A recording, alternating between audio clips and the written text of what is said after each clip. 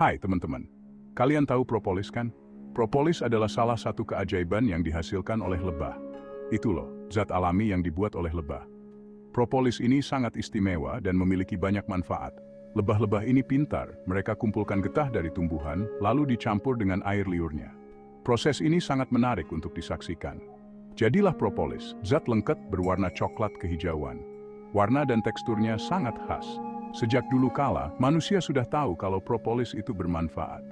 Banyak peradaban kuno yang memanfaatkannya. Orang Mesir kuno bahkan memakainya untuk mengawetkan mumi loh. Mereka percaya propolis bisa melindungi tubuh dari kerusakan. Kalau di Yunani kuno, propolis dipakai untuk mengobati luka dan bisul. Mereka menganggapnya sebagai obat mujarab. Nah, sekarang ini, propolis banyak digunakan sebagai suplemen kesehatan. Banyak orang yang mengonsumsinya untuk menjaga kesehatan.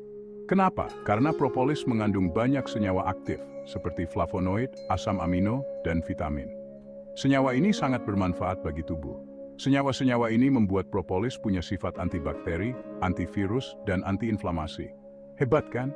Sifat-sifat ini membuat propolis sangat berguna. Propolis ini bisa ditemukan dalam berbagai bentuk, seperti kapsul, tablet, ekstrak, dan salep. Jadi kalian bisa memilih bentuk yang paling cocok untuk kebutuhan kalian. Teman-teman, pernah dengar penyakit TBC?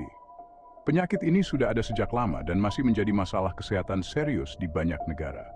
TBC atau tuberkulosis adalah penyakit infeksi yang disebabkan oleh bakteri jahat bernama Mycobacterium tuberculosis. Bakteri ini sangat kecil, tapi dampaknya bisa sangat besar. Bakteri ini biasanya menyerang paru-paru, tapi bisa juga menyerang organ tubuh lainnya seperti ginjal, tulang, dan otak. Hati-hati ya, penyakit ini gampang menular dan bisa berbahaya kalau tidak diobati. Penularannya bisa melalui udara saat penderita batuk atau bersin. Nah, ada yang percaya kalau propolis bisa membantu mengobati TBC. Propolis adalah zat alami yang dihasilkan oleh lebah. Katanya sih, karena propolis punya sifat antibakteri yang bisa membunuh bakteri penyebab TBC. Banyak orang mulai tertarik untuk mencobanya. Memang, beberapa penelitian di laboratorium menunjukkan bahwa propolis bisa melawan bakteri Mycobacterium tuberculosis. Hasilnya cukup menjanjikan. Tapi sayangnya, penelitian ini masih kecil dan belum dicoba pada manusia. Kita masih perlu banyak penelitian lebih lanjut untuk memastikan efektivitasnya.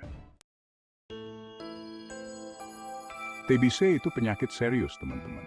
Jadi, harus diobati dengan cara yang tepat. Pengobatan TBC biasanya menggunakan beberapa jenis antibiotik selama beberapa bulan. Antibiotik ini bekerja dengan cara membunuh bakteri Mycobacterium tuberculosis.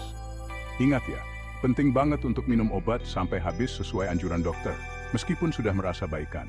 Kalau berhenti minum obat sebelum waktunya, bakteri TBC bisa jadi kebal terhadap antibiotik. Kalau sudah begitu, pengobatan TBC akan lebih sulit, risiko bahayanya juga lebih besar. Walaupun banyak yang bilang propolis ampuh untuk TBC, tapi bukti ilmiahnya masih sedikit, teman-teman. Kebanyakan penelitian tentang propolis dan TBC baru dilakukan di laboratorium dan pada hewan. Belum ada penelitian yang besar dan terkontrol yang membuktikan apakah propolis benar-benar efektif dan aman untuk mengobati TBC pada manusia. Jadi perlu penelitian lebih lanjut nih, untuk memastikan apakah propolis benar-benar efektif dan aman untuk mengobati TBC pada manusia. TBC itu penyakit yang berbahaya dan bisa berakibat fatal kalau tidak diobati dengan benar dan tepat waktu.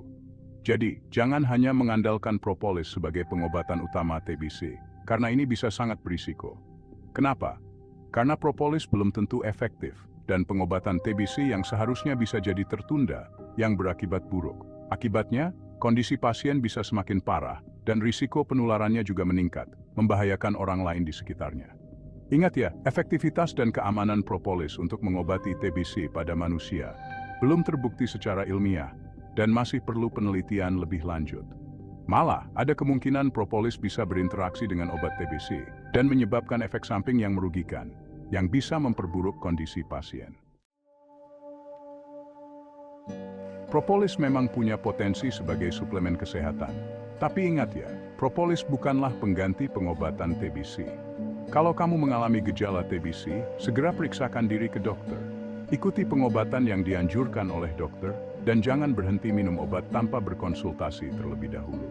Nah, kalau kamu ingin mengonsumsi propolis sebagai suplemen kesehatan, konsultasikan dulu dengan dokter ya.